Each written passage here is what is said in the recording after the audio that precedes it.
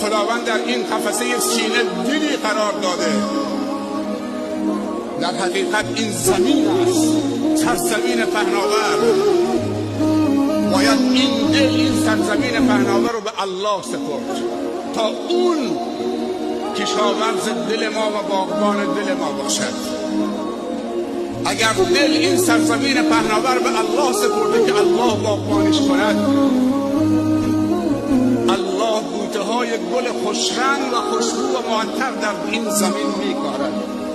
بذر وحدت، بذر محبت، بذر عشق، بذر صفا، صمیمیت، مهربانی، همدلی، همراهی، صداقت، طهارت، پاکی، خدمت.